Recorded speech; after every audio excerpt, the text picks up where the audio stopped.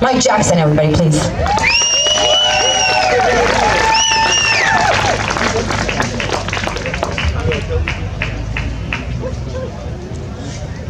You know, you may not notice it, but I actually get butterflies every time I stand out here. I don't show it very well, though. I hide it well. I could talk about all the things that are happening, but you all know. You all know. I usually like to talk about things that are more from a hope perspective, because there really is hope. I truly believe that we are going to win this. I truly believe this. That's why I have so much passion when I'm out here and I'm talking about it. And freedom is essential, but hope is essential too. And I always say you have to know what you're fighting for. You have to know that. And everybody here, you know what you're fighting for. That's why you're here. Some are different reasons, but I think all of them all fall usually within the same general category. Your kids, your loved ones, your loyalty to your maker, doing what you know is right, and looking out for your fellow man. Whatever happened to that in our culture? I remember when my grandparents would tell me they'd know all their neighbors. You look at the way our culture's been for the last, 60, 70 years, it's like they've kind of ingrained us into being isolated in our own minds. You don't know your neighbors, you don't know anybody down your street. It's kind of like they've made us so engulfed in just getting caught up in things. Yeah, I like things. I like to get, a nice car, do things. Yeah, we all like to do that. But it's like they kind of indoctrinated us into thinking that that's really what makes us who we are. So what's happening? I really believe that's a key piece why we have so few numbers here right now. Because people are going to work, they're just thinking about their own individual bubble that they're living in, and they don't realize they're going to lose those things. Those things, you can't take them with you anyways. Okay?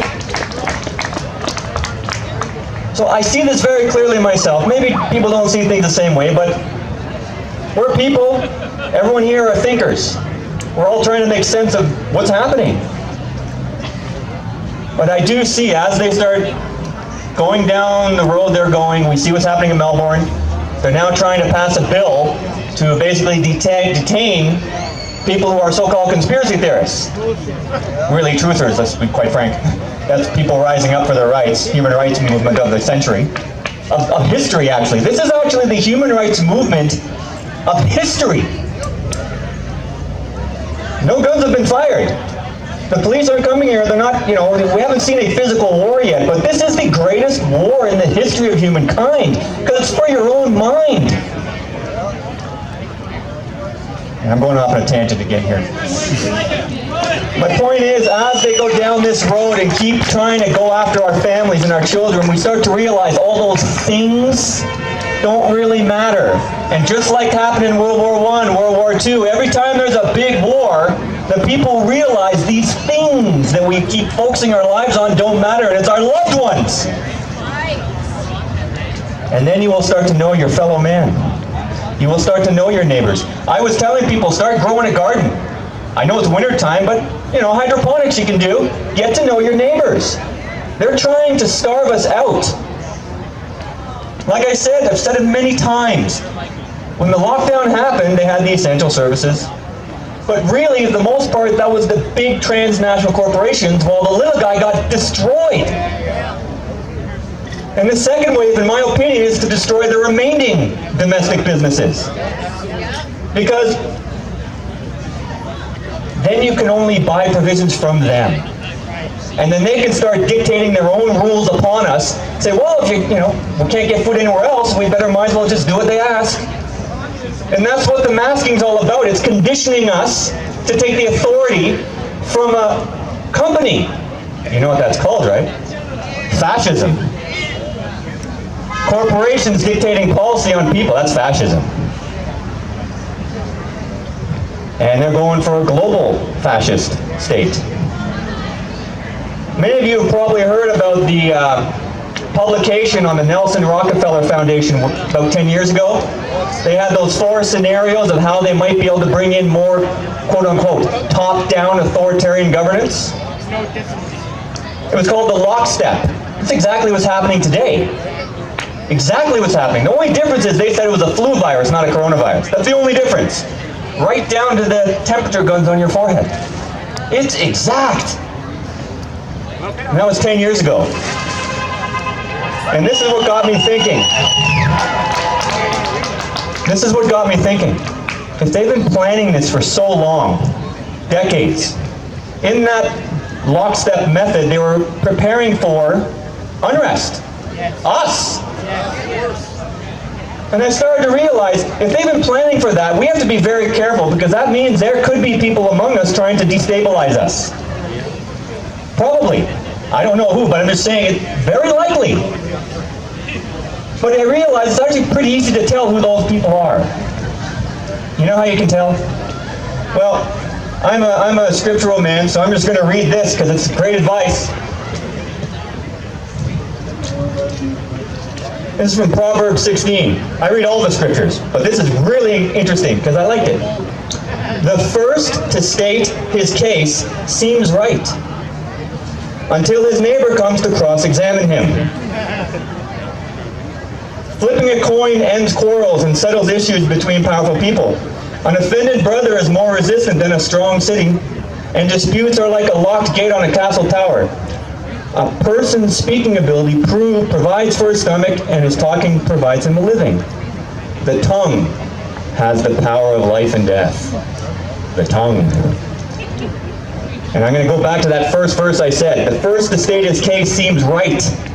So if everyone here is for the same reason. We are united under humanity for the loved ones and our rights to live. Our right to live. I don't think people really understand that. I want to be able to go to my son's wedding. I want to be able to go to a funeral when my loved one dies and be able to bereave them. I want to be able to take my kid to the soccer game and watch him play with all the kids. I want him to play on the playground. This is what freedom is about. Your right to just do what you want. Right to work, right for mobility rights. I said it before, Canadian geese, they're protected. They got more mobility rights than we do. No masks on them. I know it's kind of humorous, but it's factual. It makes the point.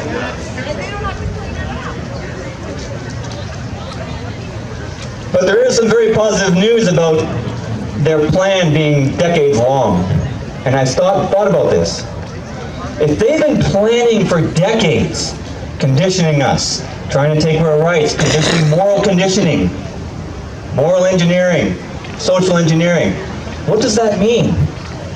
It means they know if we wake up, they're done.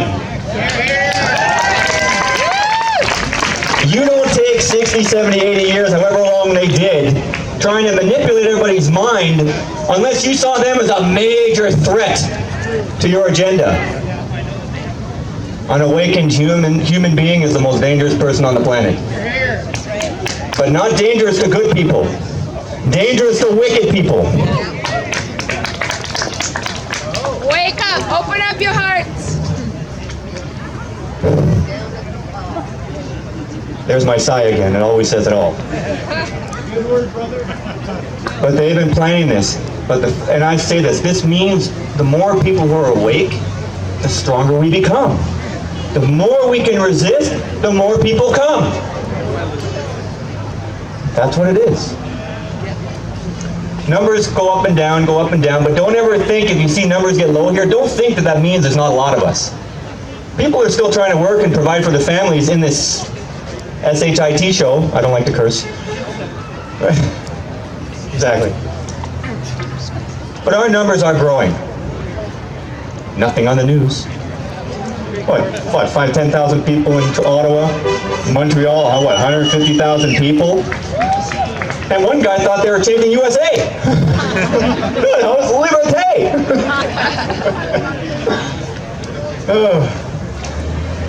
Well,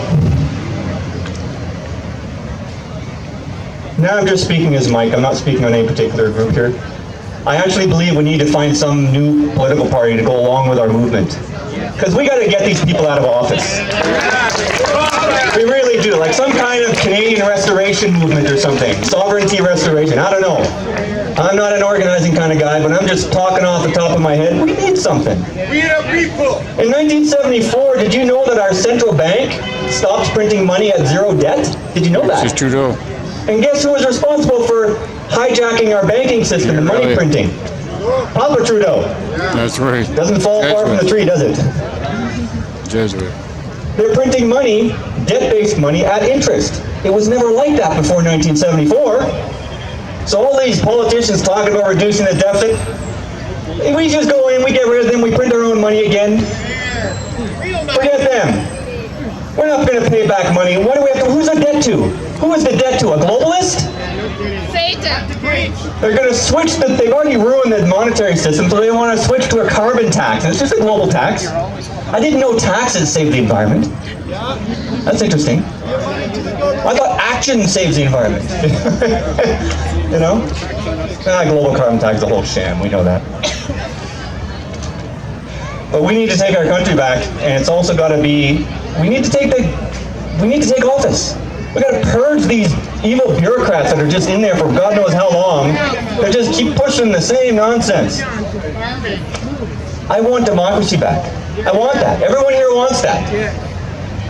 So, and I actually believe with the number of us around the country, we could easily get someone to run in every riding, and we'd win in a landslide. Because we're not politicians, we're Canadians who want our country back.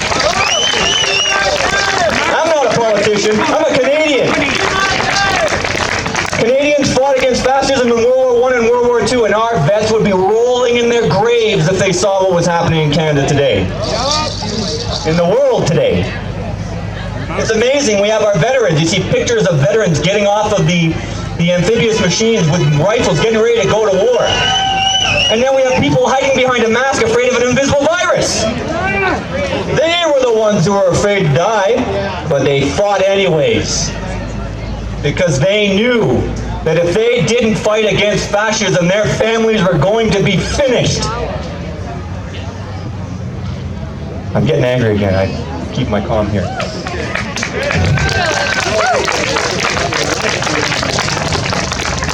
There are many movements, but every movement that has restoring the sovereignty of our country are on the exact same side.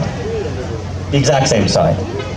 Anybody who comes to you trying to divide for whatever reason, don't listen to it. Don't listen to that. Because everybody's here is fighting for the exact same reason, regardless of what label you give yourself. Okay? We cannot divide ourselves. They know we're coming. The lockstep scenario was planned years ago. They know we're going to be uprising. They're going to try to divide us. They're going to try, guaranteed. And that's why I'm telling you, anybody comes to you trying to talk nonsense, to divide amongst us, just don't listen to it. Have better thoughts about your brothers and sisters. This is actually scriptural advice. Have better thoughts about your brothers and sisters. Don't repeat nonsense. Worry about your own neck, your loved ones' necks, your freedom of your children, and that's what's going to unite you. And that's why we're all on the same page. I'll just keep talking, so I'm going to end it here. God bless you all. Freedom is essential, hope is essential, and the hope is true, because we are going to win this. Thank you. Mike Jackson, everybody, Mike Jackson. Freedom! Freedom! Liberté! Liberté! Merci beaucoup. I think that's about, all I can say in French. Just joking. Non, je joue pas français, excellent.